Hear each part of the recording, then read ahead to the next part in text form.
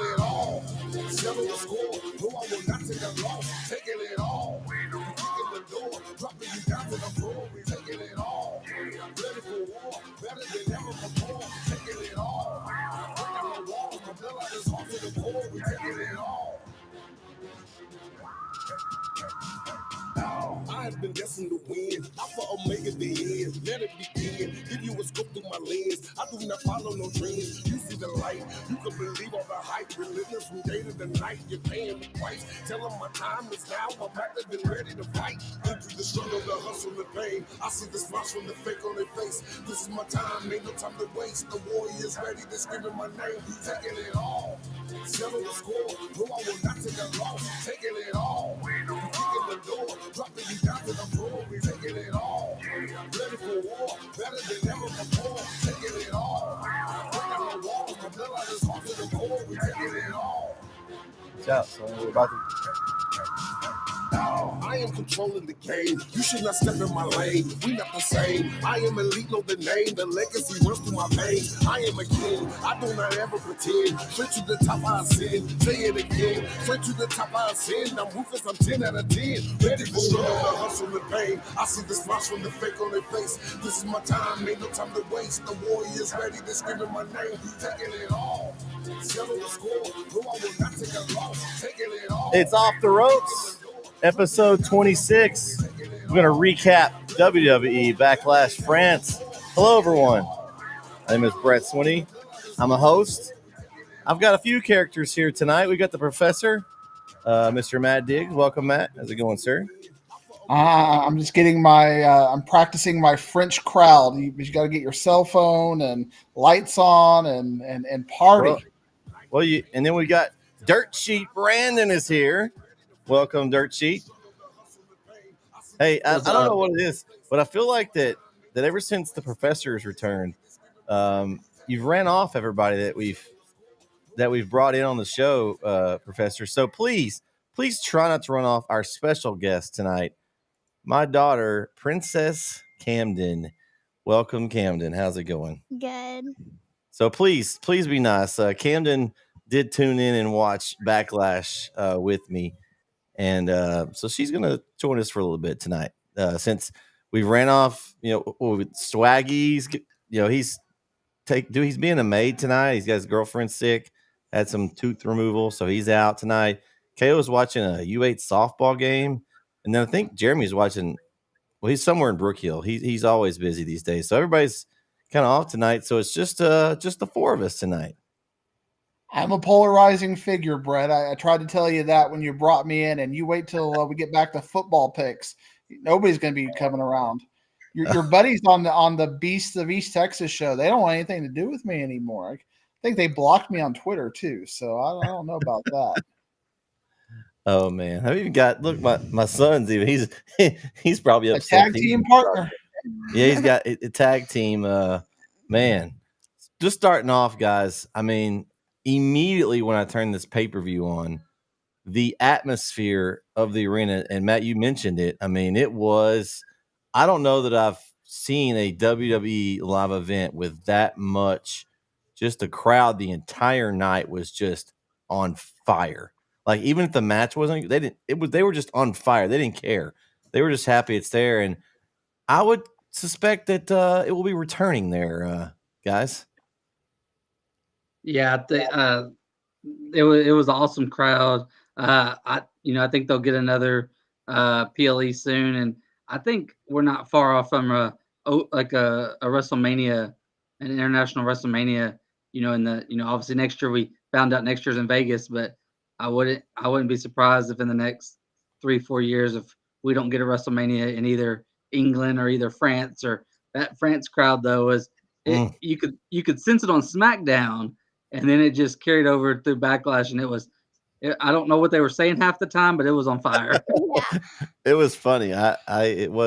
You could tell sort of what they were chanting, but I know Camden. She was like, "Daddy, what are they chanting?" I'm like, "I have no earthly idea, but they're excited to be there." That was for McAfee sure. mentioned last night because McAfee wasn't there, and he even asked Cole. He said, there's something they were saying after a 2 count, and Cole's like, I don't even know either, but it was awesome. It was crazy. I mean, it made some of the matches better, even though I mean the crowd made some of the matches. Like I thought they were all really good, solid matches to me, but I think the crowd kind of swayed me to make it feel like it was a huge match, even if it wasn't. Fortunately, I took French in high school. I was one of those people that took French instead of Spanish. So I can count to 3, which is un deux trois, which I think they were chanting quite a bit. They were getting the French chants of 1, 2, kind of a thing. But I got a counterpoint for you. I have a psychological counterpoint for you. We're going to get into my psychology thing, my psychology background right here. I've not watched all of Raw. I've watched the first hour of Raw. So I will at least give you that information. We haven't watched it either. It's on our to-do list. But I can tell you, and this doesn't spoil anything for you. The first 20 minutes, Jey Uso came out, and the difference in the crowd with Jey Uso in Hartford, Connecticut, which is Northeast, is an up, is a big part of the thing, big part of WWE's footprint, and what you got in France was night and day. It's like Hartford was this dead crowd compared to France, and I think that's going to be a problem because you're going to come to all these other cities, Chicago, Detroit, and some of these Wichita, Kansas. When you go to Wichita, Kansas, and you have that dead crowd, it's going to be hard to go back to Wichita, Kansas anymore. So I think it could be a problem when you have crowds that lively and then you come back to the U.S. and you have this big disparity. It could be a problem. Yeah, I could see that. It's definitely, I enjoyed it. Like, it made me want to be there. Like, almost made me feel like I was there. I mean, that's something I haven't seen. We've seen some of that with AEW crowds in the past, but the WWE crowd they've kind of, you just never know. It's hit or miss. When The Rock was coming around and that the crowd was pretty hype. We got to go to SmackDown back in March and it was a really hot crowd and the crowds were hot then. But man, it's just that France crowd was just something special, and I think that you could tell the wrestlers when they came out, they just kind of took it in, took extra long entrances. You could tell it right away when Kevin Owens came out right off the bat. And he just kind of stood there and was taken in. And of course, Randy Orton came right behind him. And they were just looking around like, oh my gosh, this is crazy. You could just tell that even the wrestlers, I'm sure, like Brandon said, SmackDown was hot, but that PLE was just on fire, like from the very first. And the first match to me was one of my favorites. Matt, there's your story.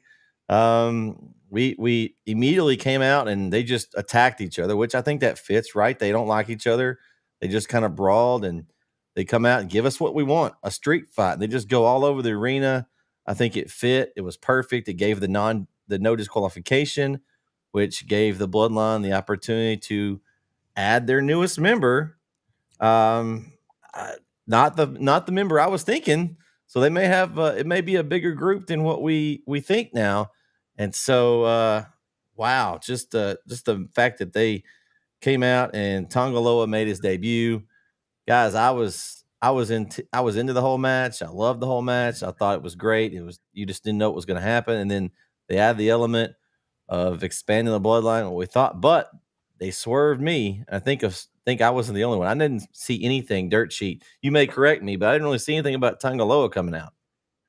No, it caught me off guard too. And I'm sure we were all in the same. I don't know. Did any of y'all watch Backlash live? Mm-mm.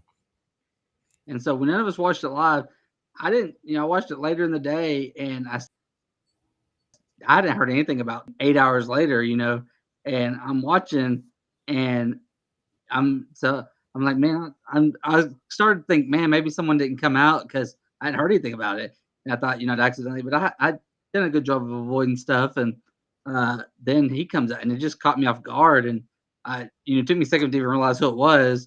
Because when we hadn't seen him in WWE in a long time, and it was under different names when he was in WWE, and then they'd obviously done their New Japan stuff and all over the world, and I was also surprised that he's younger than Tama Tonga. He looks old. And he looks really old. He is huge. He is, and he's a big boy. He makes Solo look kind of small. I guess he's like the new enforcer now. Bloodline 2.0 is definitely different than what we're used to with Roman, the Usos, and Solo. But I like what they're somehow keeping this going. You know, we thought the Bloodline was, you know, Cody was crumbling the Bloodline, and Sami and Kevin crumbled the Bloodline, and they're gonna make this like a 6-year story somehow. And so it's keeping us interested. Because Professor was pooping all over the Bloodline story, and I told him, I said, "Hey, just give it some time." How are you feeling now, Matt? I mean, we predicted this to happen. I mean, like all of us said, you know, they're going to win, but it's going to win by outside interference, probably the introduction of a new member. And, you know, I guess I'm not dirt sheet Brandon, obviously not, but I didn't even know who that was. I don't know who Tama looked like. So, you know, when they come out, it's just like you could just put random generic Samoan wrestler out there and give them a random generic Samoan name. And I don't know these people, so I'm not invested in them. So I'm not impressed. Oh, well, Camden, what do you think about this match? I liked it because I didn't know what was going to happen. There was so much excitement, and I just really liked it. You did? Did you like the fact that they got to wrestle all over the ring? Yeah. I really like that it was a straight fight because then they got to do whatever they want, and that was definitely my favorite match. Okay. All right. Hey, that says a lot because Bianca Belair is her favorite wrestler, and so saying that was her favorite match, that's pretty big there. Well, it was because it was a straight fight, and I just really love straight fights. And street fights are all over the place anyway, but I thought this one was more chaotic than normal. This match was complete chaos, and it was beautiful in that aspect. It was like one of those things like, I don't really even care anymore. this is fun. It got, you know, it wasn't a pure wrestling match at all, but it was fun to watch. And that brain buster that Kevin did through the chairs was incredible. Yeah. But yeah, it was just fun to see everybody go all over the place, and it was just pure chaos. Which with that crowd, it worked perfectly.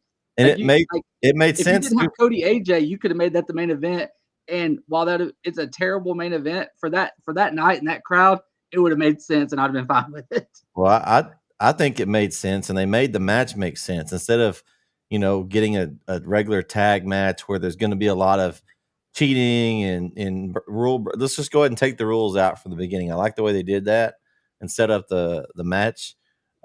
Because you could have, you know, gone out there and then they cheat, you know, whatever. But I like the way that they made it part of the rules. It was legal. Bloodline took advantage. That's their MO. And now I'm interested to see, they didn't get Jacob Fatu. Do we get a even bigger Bloodline? This is going to be really interesting now where they go next. Because now I guess Kevin Owens and Randy Orton are going to have to find some more help. They may have found someone Raw. I don't know. Of course, that's a SmackDown story, I guess, technically. So, but you know, we don't know. They come back and forth. I don't think the rosters are actually finalized until yesterday, right? So, right, but the Bloodline's now on Raw, and that's right, true. Yeah. But last night was the start of, and it you know, I did watch Raw. I actually watched Raw live just because I knew we were doing the show tonight, and I was like, I'm gonna go ahead and watch Raw. Like I'm threw it on with the basketball game last night and watched it. Just as like, hey, I'm caught up. I know I have a busy week ahead, so I was like, I'm gonna watch Raw and watch it live, and because I knew they were doing all the King of the Ring matches too. So it was hard to keep up. It's like, wait, this person's on Raw now. Even though we watched the draft and talked about the draft, it's catching up. This person's on Raw. This person's gonna be on SmackDown. So well, they didn't do the whole thing. You know, got that supplemental, so they could have moved some folks without, you know, announcing it. We loved it. We had such great reviews of the WWE draft. If you've missed that and you're watching, go back and watch it. You can find out our thoughts of the draft itself. But I mean, honestly, I thought this was probably my favorite match of the night, just because some of these I already knew kind of how they were going to turn out, and so this one I knew how I thought it was going to end, but who they brought out was not who I thought, and it wasn't some random Samoan, Mr. Professor. If you'd watch in New Japan Pro Wrestling, it's the Bullet Club members, man. They're bringing them over. You know, it's the new Bullet Club now. I don't know these people. I didn't know them on AEW. Don't know them now. I didn't realize watching New Japan Pro Wrestling was going to be a prerequisite to coming on this podcast. Hey, Diggs, though. Diggs, do you remember in WWE? Do you remember Hunico and Camacho? No. Okay, it was Is about that eight like years Gato ago. El Fantasmo in NXT? I don't know those people. Well, this was. I mean, these guys were in WWE. They were a tag team WWE for about 5 years, and but Camacho is now Tongaloa. Yeah, we can tell. Matt, you got to go and do your research on the Samoan family tree here before our next show.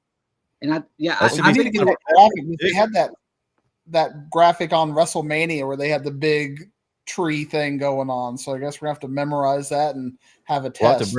We'll have to bring it on and put it up on the screen here so we can have the official who's available for the Bloodline to I think we'll get someone at King of the Ring too. I don't know if that'll be Jacob Fatu time, but I think we will get someone at King of the Ring in one of the matches, whether it's the King of the Ring final or I feel like we'll get a new addition to the Bloodline somewhere in that at that premium live event.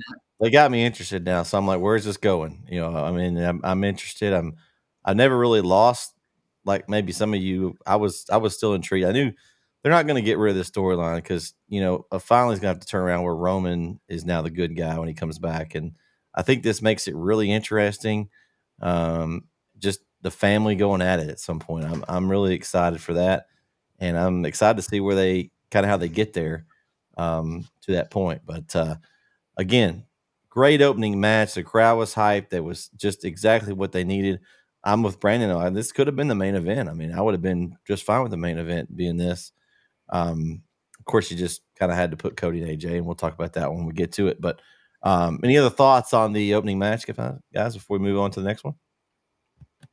Just fun. I agree. It was the match of the night. Good spots that, like we talked about, that brain buster and just KO, man. He is great at those street fights, and he continues to deliver. A very Uncle Kevin, right? I don't want to call him underrated because he's been main event of WrestleMania. Man, he is such a star. Don't prop that. We need to make sure we preface it. This is Uncle Kevin, not our KO, right? That's right. Okay, just making sure you were propping KO up like he was a star. I didn't want you to, him up too much. So he may be listening while he's watching some softball tonight. So you don't want to make his head too big. He's got this new job gig now. So he's even a bigger star than before. So we don't want to give him too much big head. We lost the professor for a second. We'll get him back. It must be that DFW connection. I don't know what it is up there in DFW. It happens. All right, match 2, women's WWE Women's Championship match. Bayley retains over Tiffany Stratton and Naomi, and I'm almost send this over to our one person that picked Tiffany Stratton here and was the loser of the Pick'em contest, the professor, Matt Diggs. You lost the Pick'em. I'm sorry, Matt. You went on a limb. You could have maybe you've gotten that yourself, but you didn't go right. What did you think about this match here? It didn't go well. And one thing this probably of all of the things I was shocked by, not that she lost, how unover she was in France. Like everybody was popular in France, but when Tiffany came out, it was like crickets. I mean, Naomi came out, huge pops, Bayley, huge pops, everybody. But Tiffany came out like nothing in France. And I guess maybe the American crowds are taking to her differently because she seems over in the United States, but did not get any of the French love. So once I saw that, I was like, well, she ain't winning there because they're not going to let her go over, even if she was booked to go over with that kind of reaction. So, but like I think we all said, great match, great flow. That best moonsault ever is a fantastic move, and the way she can flip out of it. I mean, she performed, but at the end of the day, she just wasn't over. And y'all called it. Bayley pinned Naomi, and she pinned her clean, and it wasn't even a definitive win. And good call for the crew. They shook up. Yeah, they shook hands afterward, and they were good. Camden, what do you think about this women's match? I didn't really watch it. You didn't watch this one? Because you were asleep, and I didn't. Beckham wanted me to do things. So you didn't get to watch this one? Well, yeah. But I think I think they did really well. Yeah. Besides, I'm not watching it. Okay. Do you think that was who you thought was going to win? Was Bailey? Yeah, definitely. Okay. Because Tiffany is not as good as Bailey, and Naomi is not as good as Bailey. Okay. In my opinion. Okay. I kind of thought Bailey, they did so much to build her to get her that WrestleMania moment. I think they're going to give her a little run at least. She will put somebody over at some point, and it probably will be Tiffany at some point. I mean, she is, like Matt said, she's over so much in the U.S. I think it was more noticeable just because the France crowd was so loud that maybe her pop wasn't any different than normal, but just everybody else's was just so much over the top that maybe that was the difference. Because I don't think she got a bad reaction. I just think she just got her normal reaction. Everybody else was like, turned up to 20 on the volume dial. I don't know, but I enjoyed the match. There was good spots. They worked well. They did a good job of throwing somebody out, the two working together. Then the other person comes in, breaks up the pin. They did a really good job, and of course, all three of them can go in the ring. So it was a very, very good match. I thought, I honestly knew who was going to win. I knew who was going to win, but I was entertained. I mean, it wasn't like, hey, I need to go to the bathroom match. It was a good match. And part of, you're talking about the reaction to Tiffany. I think part of it with her is she doesn't have a song that, like, saw the ones that were really getting over with the France crowd was people with songs they can sing. And then with Bailey, she doesn't, but Bailey has, when she's a face, she has that chant, hey, we want some Bailey. Ooh, so like, they got things for her to chant. So that's why, like, Bailey she's always done well internationally because she had things crowds could chant. And it was the superstars and Tiffany's song you can't sing to. It's Tiffy time though, Brendan. They need something. Yeah. They've got to do something, to get that. I agree. The song does make it, because, like, to me, if they would maximize Bailey that much more if they brought back her NXT theme. Like, that is the crowd goes nuts with that. Like, I know her song, she's like the role model or whatever now, but I really think that song would hit and the crowd would just go nutso for it. I mean, it really was. It's been so long since they've done it. I think the crowd would pop for it, and I think Tiffany does. I don't know if it's the themes they've had lately. To me, have just been kind of like the CFOs when they were doing the themes, they were so much better. Yeah, a lot of the newer ones are not hitting. But speaking of, like, I got something to say about Naomi's song, but then let's call back to the last match. But Randy Orton on SmackDown and on Backlash, the crowd singing his song was really cool. That was. I mean, he was. I've never seen that. I don't think really from Randy's song. Kind of shooken up by it, like you could tell, like he even got emotional. It was like it was really cool to see. He I don't think he's ever noticed, like, that's never happened for him. I don't even know if at like a live event like that. He really that kind of. Because they were word for word, just it was that was a cool visual and audio thing. But Naomi's, I don't know if you caught in her song, it had I don't know if it always does, but I didn't notice it until the other night. It has an ode to Jimmy in there. Had like a little, it said something and it had something from his song. I can't even remember. I'd have to look up, but what the exact wordage was. But I did make a note of that. It had like an ode to Jimmy in her song, and I thought that was kind of interesting. Well, just WWE does things like that. They drop little Easter eggs on you, whether it's intentional or not, but just something who knows if she's gets up with Jimmy in the Bloodline Wars eventually if they start adding women into it. So, and then you got Nia Jax. You can throw her in something. They give her some purpose. As far as this match goes, I thought it was a good match.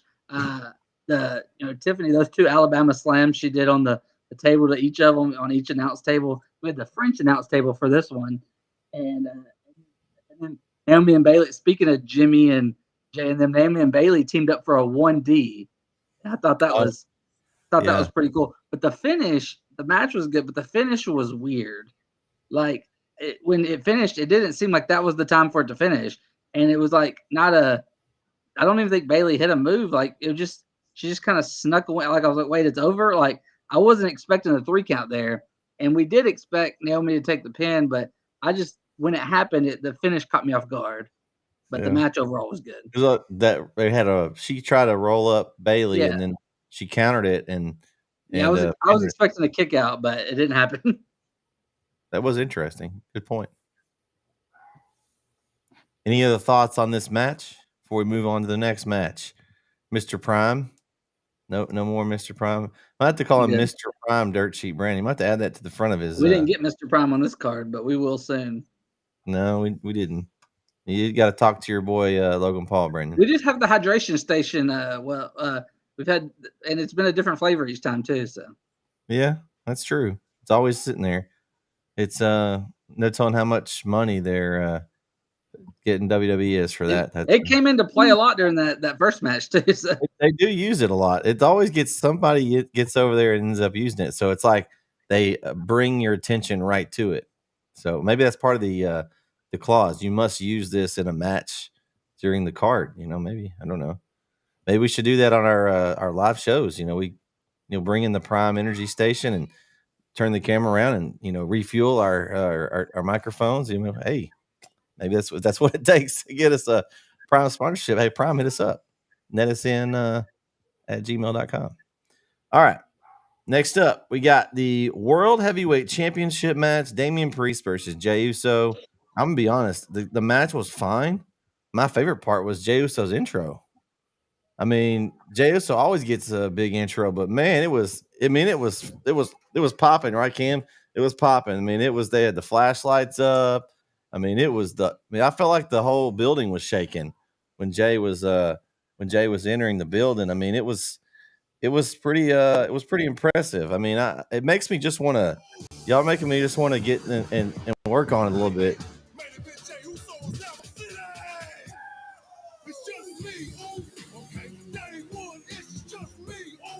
But I mean, honestly, guys, that was my favorite part. The match was fine. I mean, Jimmy's a good worker.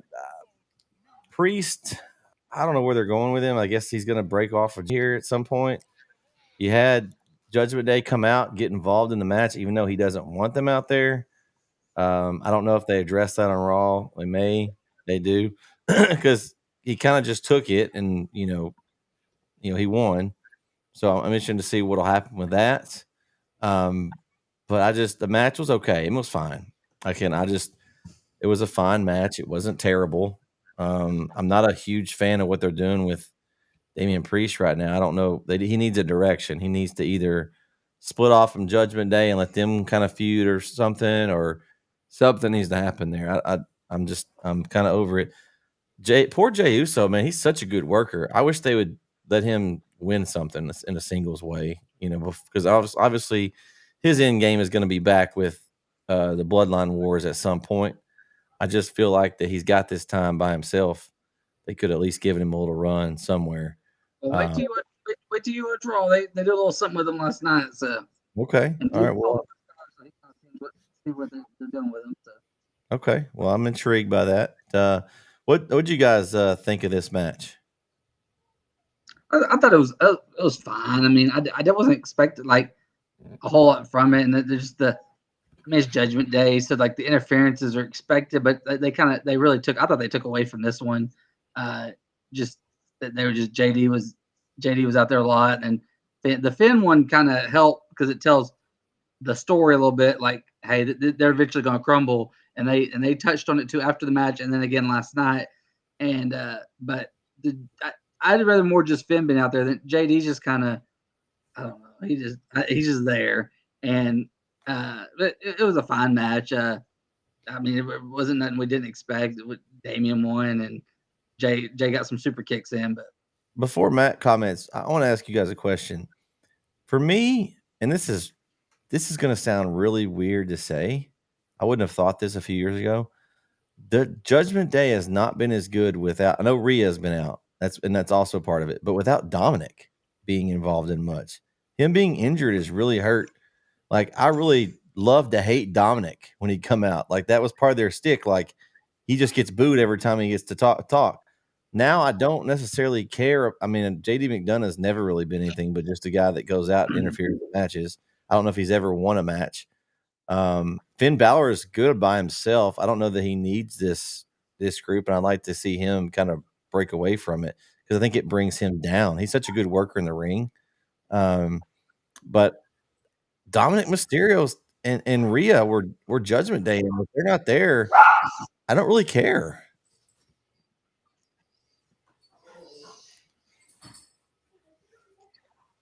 Yeah, I mean you're completely right about that. Judgment Day, the way that they're kind of telling that R-Truth story entertained me is more than what they're doing right now, Matt. I mean, and one thing that, you know, and am I representative of the WWE universe? I don't know, but I was watching this match at 2:30 in the morning, and I was doing the Jey Uso thing with the crowd. I was having fun. Nobody here, like, and then I was kind of looking around, like, anybody seeing me act like a fool right now? Because Jey Uso's intro, and it really talks about how important those little things are. We touched on it last week, and y'all even touched on it a little bit with the music and how Tiffany doesn't really have a musical thing that people can get into.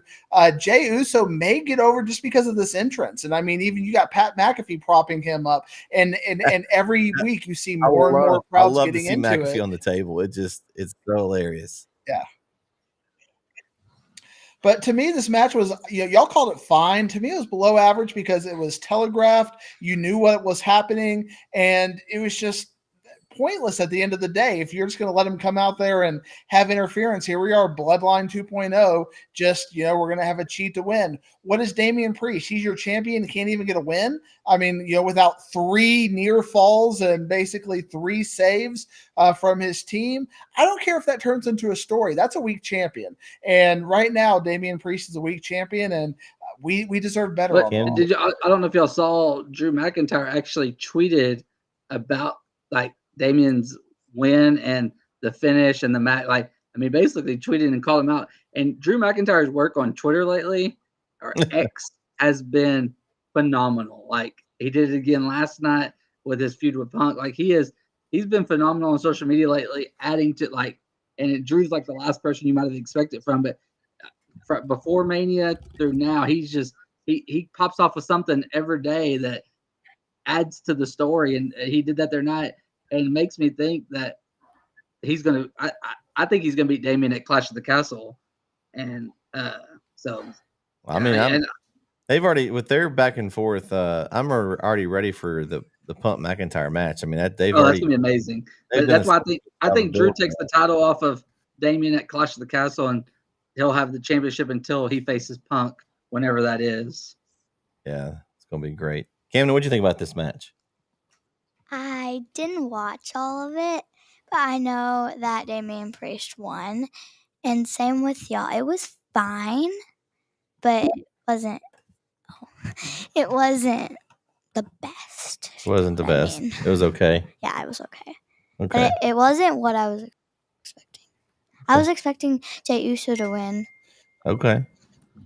Hey, Jey Uso a better champion. Yeah, really. At least I'd care about the champion right now. All right. I think we've said about all we can say about that match. Let's go down here to the next match on the card. The WWE Women's Tag Team Championship, the Kabuki Warriors versus Bianca Belair and Jade Cargill. All right, I'm gonna lead with my Bianca Belair expert next to me here. I'm gonna let her talk first. What do you think about the team of Bianca and Jade? I really liked it. You really liked the match? Yeah, because it was just so cool. Because I don't know how to tell you. I love Bianca Belair and Jade Cargill. Those muscles. The muscle. Yeah. I didn't think the Kabuki Warriors had a chance. Not even a chance. Because with Jade Cargill, even with the Kabuki Warriors being champion, I didn't think they had a chance because Jade Cargill has those muscles, and I think it was a really good match. It was my second favorite. Okay. Not surprised there. I really liked it. I'm not surprised there. Why aren't you surprised? Because you like Bianca Belair. Oh. No, I mean, I think what she's saying is they're a super team. They're putting them as a super, and I think the only way to beat a super team is they're going to beat themselves at some point. We've talked about this. down the line. Something's going to happen. At some point, they're going to be feud. They're going to decide that somebody cost them the title, or they get pinned in a non-title match. Something down the line is going to break them where that's what cost them the belt, and then it's going to come to a head. I'm hoping that at WrestleMania, I want to see Bianca Belair and Jade Cargill at WrestleMania. I think that would be a huge match. That by that time they've given Jade some time in the ring to get. You can tell she's still a little green, but her power is crazy. The she did to Kairi Sane. Oh my gosh, that was, she caught her and like reorganized everything in basically in air. That was just, I've never seen anything like that. That was impressive to me. I mean, obviously we kind of knew who was going to win, and we kind of know where it's going. We'll see how they get there, but I think I'm excited for this to play out, and we get that I guess a dream match as All Essence. You didn't think there was anybody in WWE that was going to be able to match Bianca Belair as far as athletic ability. Jade can. So I think they'll put on a great match in the ring once they get there, and they've got plenty of time to tell a story while they get there. And behind the scenes, they're going to be working on this match. And by the time they get there, I think it's going to blow the top off of everybody's expectations. This was a match I started to fall asleep in, and I don't think it was really the match's fault. It was a long Saturday, and I just finally caught up to me in this match, and and it ended, and I saw the end, and saw who won, and then I paused and like, I'm going to bed. I'll watch the main event tomorrow. And when I got up the next day to start it, I made sure to rewind and rewatch not the whole match, but some of the match just to see. And I mean, it was good. I mean, it was what we expected. It wasn't a horrible match. It wasn't a great match. But you had 4 pretty good workers in the ring. I mean, Jade's still very green, but what they have her do, she does well. That they're using, like AEW did too. They're using her to her advantages, and having her in a tag team is good right now. And so, and it was no surprise to us that they became the tag champs. So. Yeah, we booked this last week pretty much to the T. I think Jade is a little bit of a better worker already than people give her credit for. I mean, her 1 or 2 spots per match, and I get that's pretty much all she could do. But Kevin Nash had a career off having 1 or 2 spots, are fantastic and really fit with the styles of AEW and WWE. That springboard crossbody. I mean, you don't see, Ivy Nile doing things like that. And these are people who were expected, they're really good wrestlers. And at the end of the day, those are the memories you have, not if you can do a cross arm breaker or certain things. So she's doing well. I think she may be ahead of schedule. I thought she was ahead of schedule in AEW, so I don't get everybody dogging on her for not being a great wrestler right now. Can she put a 30-minute match on? I don't think 95% of the women's division can put a 30-minute match on right now. So, I think she's where she needs to be, and it's a super team, and it's going to be fun. And you can already see Bianca starting to plant those heel seeds, and I like that as well. I think Bianca might have to grow in as a heel, but I think she could probably be able to do it. How do you feel Diggs, and I'm not even in a heel. Diggs. I'm not even dogging on her. Like, it's more just I think it's because I have high expectations of what she can be. And she's not like, I think eventually she's going to be a star like that, like the Charlotte superstar. Like, we're going to have her main event WrestleMania against Charlotte at, main event WrestleMania against Charlotte. I don't think she could do that now. That's my only thing, is that she's not to that level. I think eventually she gets to that level. But like you said, she's still good at what she does right now. But I think there is so much more we haven't seen yet that she will eventually get to. And maybe next WrestleMania or the next, but eventually we're going to be like, this is the best woman they have. Or that's what I feel like will happen.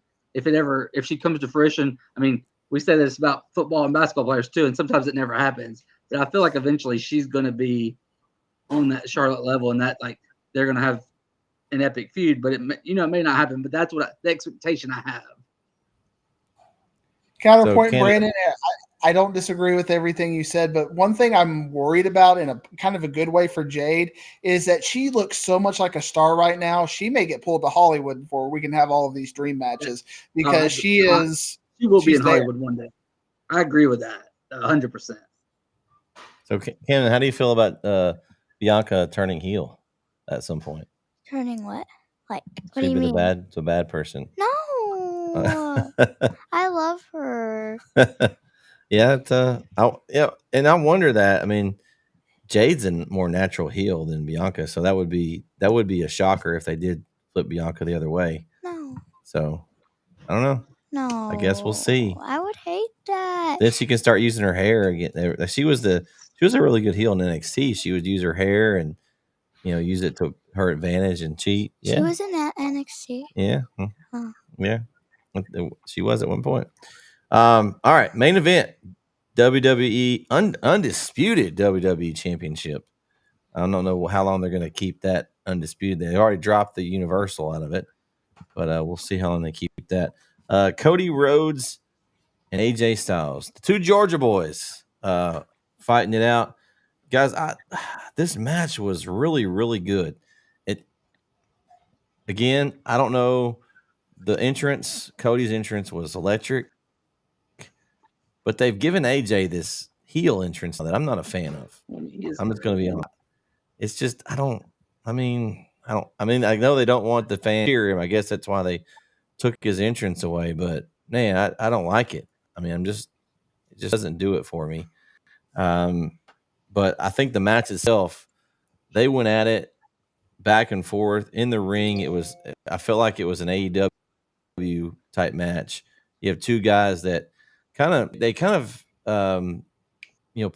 the picture. These two guys both went out of the WWE, made their, I guess, career go and come back, and now they're these stars. And both were Bullet Club leaders. Both went through the indie circuit, and kind of as AJ came in, Cody was leaving. So it was hard for me to believe that they had never had a match before. Like that, to me, you've got two wrestlers like that. And then the funny thing is kind of the thing that kind of makes it full circle. AJ Styles took the title off Cody's dad, Dusty, the NWA title.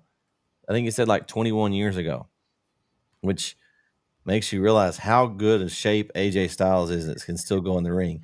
I want to say he's 46, 47, somewhere in there.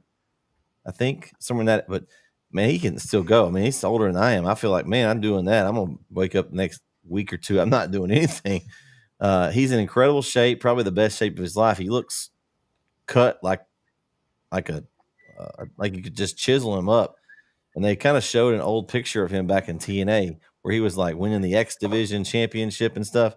He was a little guy, and they've got him bulked up, but he's still going. I mean, I was impressed. I mean, for a match that I knew the outcome, I really enjoyed this match. Getting to see these two guys go at it. Yeah, I mean, and I'm gonna give my dirt sheet Brandon for something here. I was reading something that this is a match with Vince would have never happened. He wouldn't have picked AJ as the main event for Cody. He would have went with a big, more box office, top star, box office draw. But this kind of shows you the new era, like just two pure wrestlers who, like, and you just gave the background of how they got there. And I mean, it was just a good wrestling match. No, yes, they're both from Georgia and they tried to tell a story, but with them, you just wanted the wrestling, and it was just, you needed you had a quick tournament, you needed an opponent for Cody, and Cody's had plenty of great story matches lately. This was just we got a hot crowd. Let's have a good wrestling main event. That's what it was.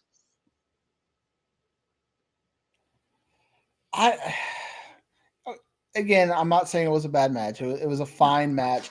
But you know what? Swerve and Claudio on AEW Collision was a fine match. I enjoyed that match. And at the end of the day, it comes on and it goes off, and you're not going to remember it in a couple of months. And these main eventers, you need to remember it, And I think of the Attitude Era, and all those main events had stipulations and, and like last man standing and I quit matches and Hell in the Cells and all of these really memorable things. So when you had The Rock and Stone Cold and Undertaker and Kane and all these big stars going at each other, it was memorable. And it wasn't because they could do, wrist locks. It was memorable because of the stories they told within that. And if we're trying to go back to that era, these are the kind of matches that are just going to get lost. And I fear they're going to grow old on the crowd sooner than later because we're so used to these story main events. And I get very worried that, you know, the crowd may get burned out. Remember, they turned on Cody in AEW because of just being really good matches, and that's it. And we could see that same thing happen here if you just burn them out on these 4.5 star matches that tell no story. Yeah, the problem that they've got with Cody is everyone kind of knows where the end game is. So how do you keep people entertained until you get there, right? I mean, you think you've got this story with The Rock and, you know, all that coming down the line at some point. Maybe he ends up Solo comes after him first. I don't know, but you got to start doing something that's got some story. And I agree with that. Because I thought, I mean, really the build, they did a good job of, with not much time, like kind of telling this, you know, parallel stories with the two a little bit. I mean, it's better than what they used to have done. They used to have probably just been like AJ Styles will just randomly come out and he'd have challenged Cody for the title and okay, let's go at Backlash, and they wouldn't have told any kind of story at all. So I give them credit for trying to at least, you know, say that they have never fought and they took similar paths and they had the story with his Cody's dad and they tried to give you at least some story in a short time frame. So I give them props for that. But you know, how many times are you going to be able to do that before people get tired? They've got to find something. Someone needs to come out and attack Cody. Maybe who we try to figure out who it is. They've lots of things that they can do. They've just got to keep us, you know, locked in because right now, I mean, I'm still intrigued in the Bloodline story, but Cody's, I don't know what I'm expecting from him. He's going to come out and I'm going to have I'm going to go bet again for him to win every match until he, you know, faces. I mean, I don't care about the matches. I feel like he's going to win. But I did enjoy the two going at it. It was a really good match. Just because they had never wrestled before. I mean, that was kind of cool, but I'm with you there, man. I don't know where they're going with him. They've got to find something to spark me to want to be, you know, yes, be interested in Cody Rhodes until we get to the other. Hey, we got our first chat of the night. Man, Christian is chatting in. Welcome, Christian. Thanks for tuning in. We're just talking a little Backlash here, and as we wrap that up, I usually get it before, but my off topic for the night, and I sent it to you guys in the chat. Brandon, did you catch the QR code that flashed quickly up on your screen and then went away? The little drop of a hint there. I know it happened, but I didn't follow up on like Dirt Sheet Brandon, where they have it all kind of laid out, and you know they're talking about, okay, this is Bray Wyatt and Dexter Loomis and all these other people who are about to come in as the evil triumvirate to whatever it is. But it again, it's neat they're doing it. So I saw it, but did I do anything with it?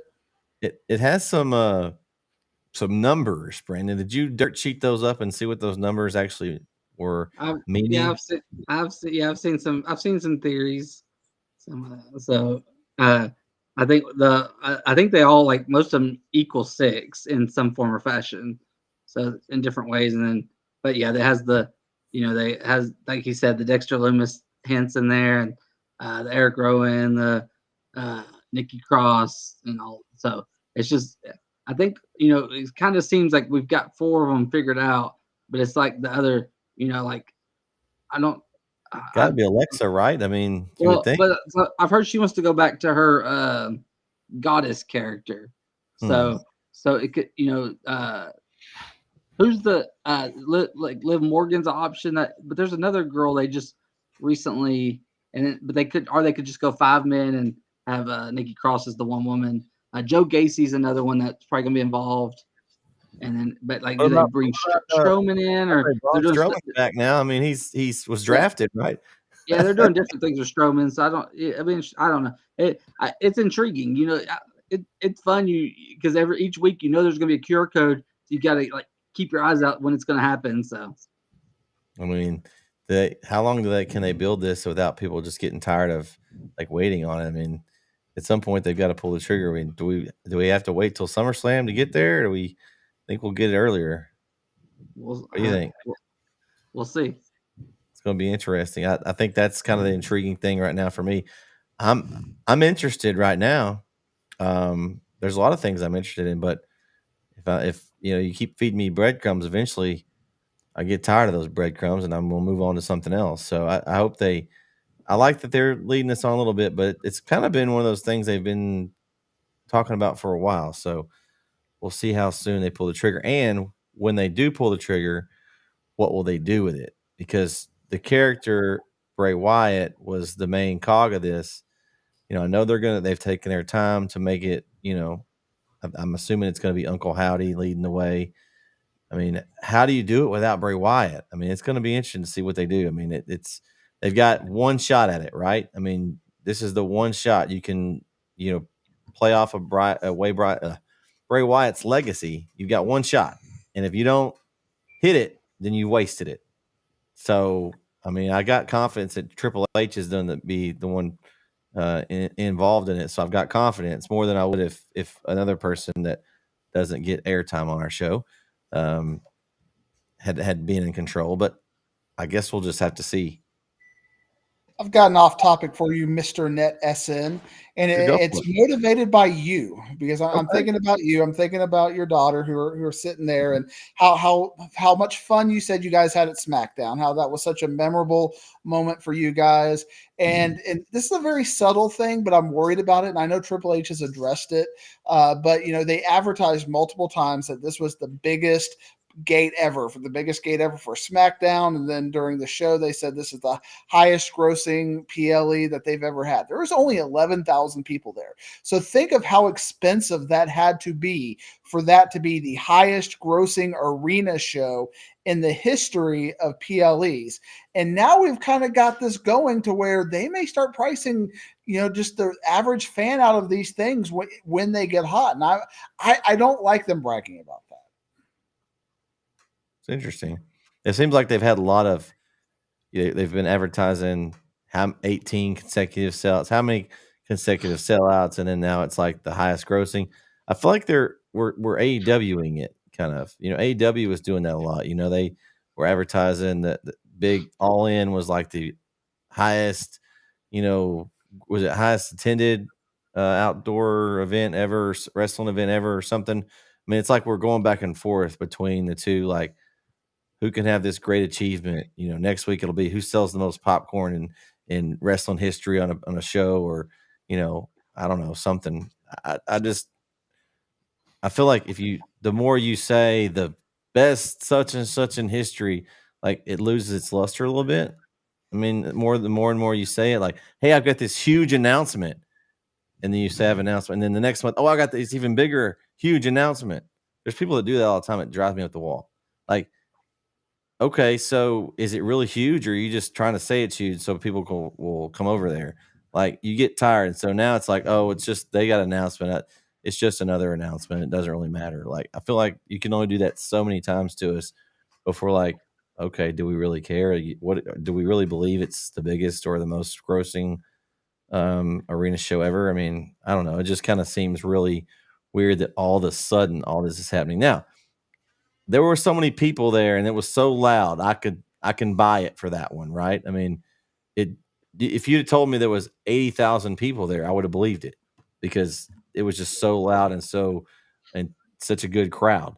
But like at some point, you I guess just kind of overdo it, and you lose my belief. Like, I'm not going to believe you. Oh, there's no way that was the largest crowd, but this crowd over here was loud and crazy. I mean, you telling me there was more folks in it. So I don't know. That's my problem with it. When you do something over and over and over and over, it's like the boy that cries wolf story. Like, you do it so many times. How many times are they really going to come and listen to what you have to say? I don't know. That's how I feel about it. On the crowd part, I do like, though, that however many people there, but that they've shrunk the stage and got rid of the jumbotron, and there's fans like on top of the entrance now, and they're doing cool things with the camera angles, and the fans are like right there on top of the, you don't have that stage where where like Edge always had to run back and forth to do. Well, that's why they're getting more attendance, because there's more seat, right? Yeah, I mean, because it looks good. It looks good on TV. It really Mhm. pops. It looks good visually. So Yeah, because you take that. It takes if you go to an arena and you put the old stage up, that takes like a quarter of the seats out.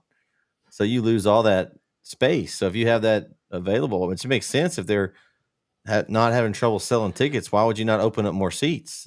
I mean, that's business sense, right? I mean, it makes sense a lot. And then it reminds me of the old In Your House pay-per-views. it's less setup too. Speaking of that, we don't do NXT, Brandon, but I know you do follow NXT a little bit. I'm going to talk about the pay-per-views coming up. And one of them that we really don't cover is in NXT, but how do you feel about them bringing the NXT Battleground over into the Apex there in Las Vegas? I like that.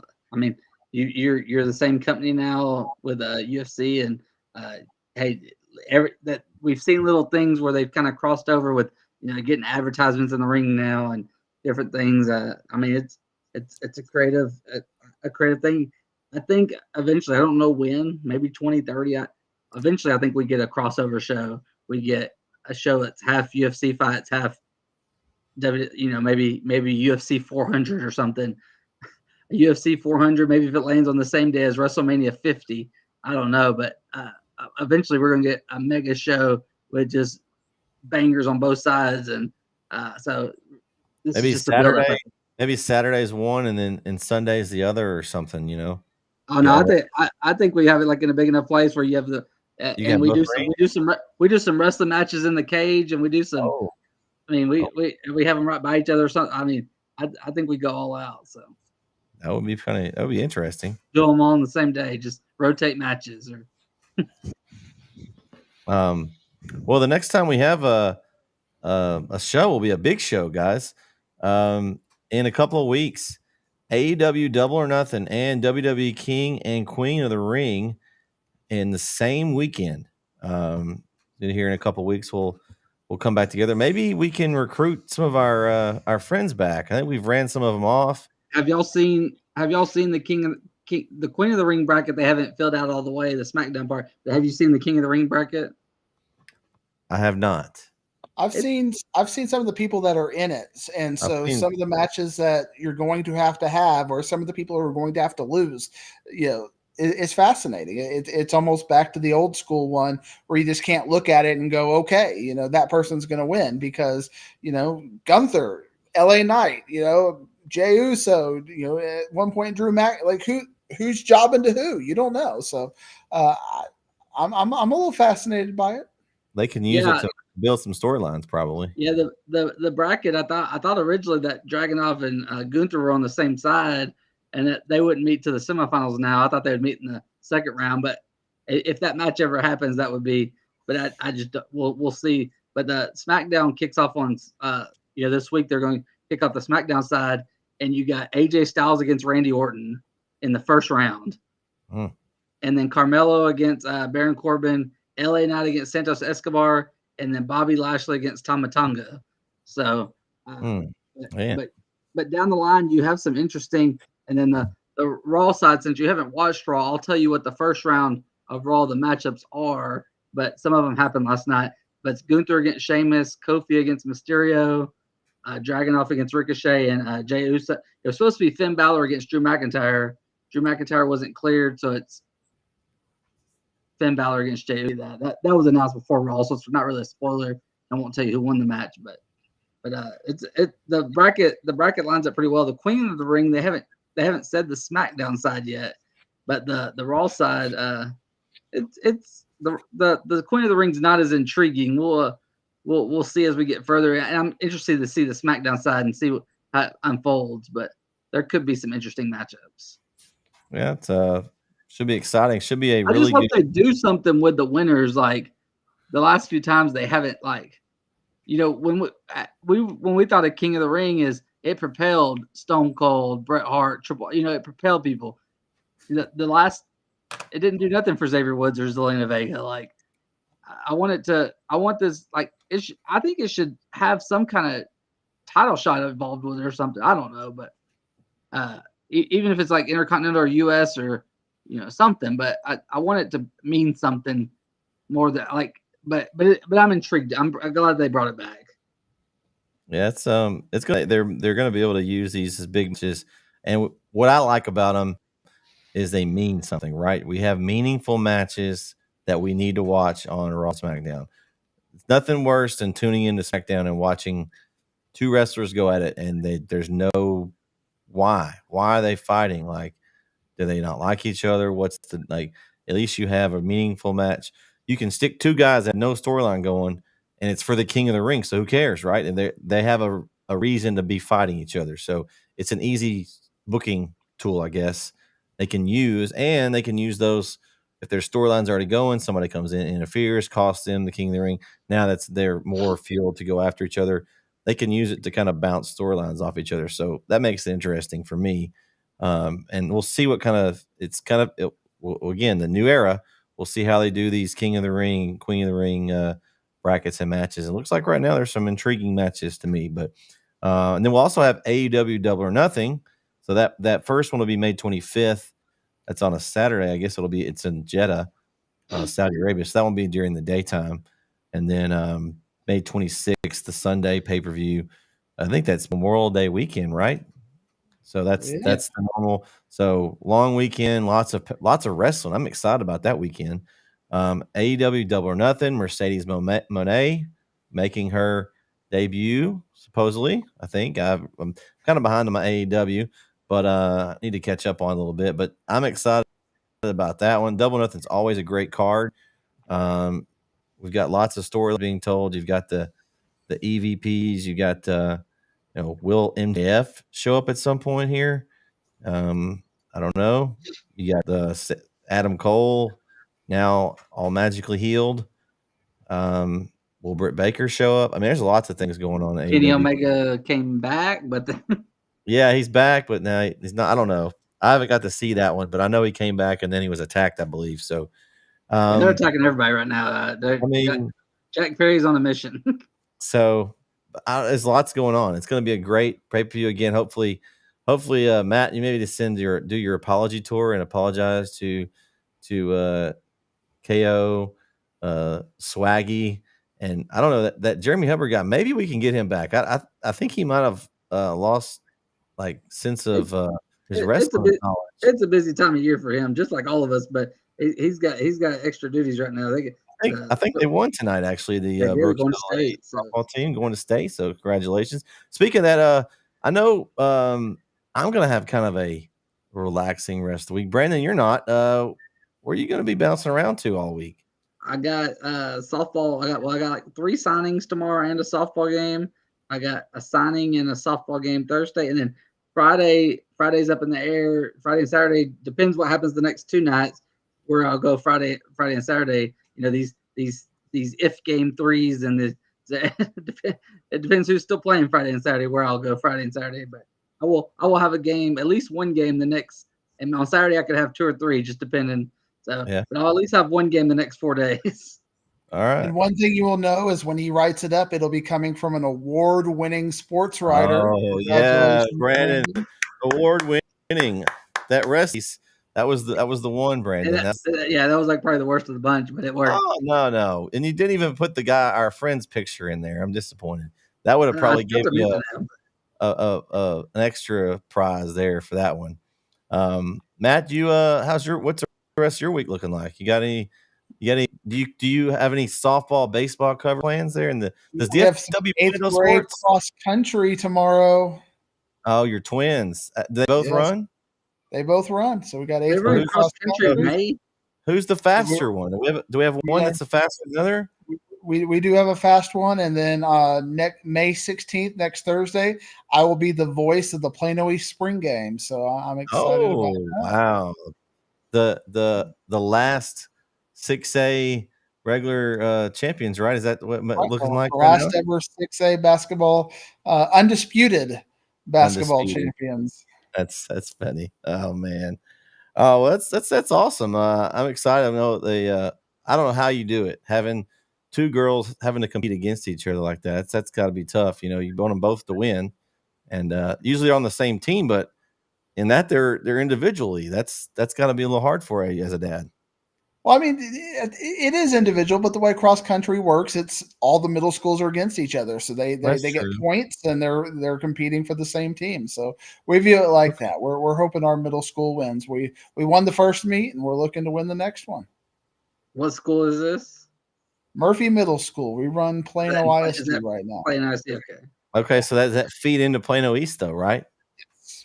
So you'll have Plano East high schoolers next year. That's exciting, right? What's the Murphy Middle School mascot? They're the Mavericks. Murphy Middle School Mavericks. Speaking of the Mavericks, we gotta go. We gotta go to watch the Mavericks lose to the Thunder. Hey, I've got my Stars gear on. I'm ready for the Stars. My Stars winning Game 7 the other night. I'm excited. You gotta have two TVs tonight. 3 TV set up like March Madness for tonight. Yeah, you gotta have the Rangers going on too. Yeah, I ain't watching the Stars. So. Oh, what? This in the Stars, Brandon, man. If it's tied with 5 minutes to go in Game 7, I'll turn on like I did the other day. Here's the deal. If you got odds on who's got the best chance to go all the way, Stars have a better chance than the Mavericks. Well, hockey's just all luck. So I love the Mavericks. Don't get me wrong, I want them to win, but just if you had odds on it, the Stars are they're Western Conference champions, Brandon. But that doesn't really matter. Like hockey, anybody can beat anybody. It's who doesn't fall off their skates that night. Oh man, Brandon, you must not watch much hockey. There's 5 good players. Everybody else is the same. No one you're not Wayne Gretzky. Everybody else is the same. Oh well, Brandon, they all know how to skate and they all know how to shoot. Like you got to learn some hockey. You need to learn some hockey, Brandon. I know it's East Texas, but you got to learn some hockey. So before next show, we'll come back and see where the Stars and Mavericks how they ended up. Okay, I'm hoping they're both still playing myself, but we'll see. We'll still be here. We'll still be here, and Off the Ropes next time. We'll talk AEW Double or Nothing and WWE King of the Ring and Queen. We'll have some more of our friends join us. Camden, thanks for joining us tonight. To be our guest. Your ears working. Oh, okay. Thanks for joining us tonight. We enjoyed it. Maybe she's going to replace that KO guy or maybe Swaggy. I don't know. And if she doesn't come back, I'll be blamed for killing off another character. That's going to do it for tonight's Off the Ropes episode 6. We reviewed WWE Backlash. We'll be back here in a few weeks for episode 27. I'm your host, Bret Swinney. Thanks for tuning in. Cheat Brandon, Matt Diggs, and my daughter Camden. We'll see you next time on Off the Ropes. Have a great evening and a great rest of your week, everyone. Gonna give them what they came to see. Hear the crowd on the toes, ready for me to start the show. Out the curtain, lights go up, I'm home. Whoa, my father said when I was younger, hard times bring better men. You took it all away, I give it all away. To take my freedom, here to change the game, a better man to play. I built my kingdom. Now you bow to me. You took my dreams but not my name. You'll follow me until the end. I am my kingdom. You tried to tell me what to do. I saw the door again. I stepped right over every throne. You can never stop me now. Bow low. I am the king and you're the clown. Now watch me as I take my throne and rule my kingdom.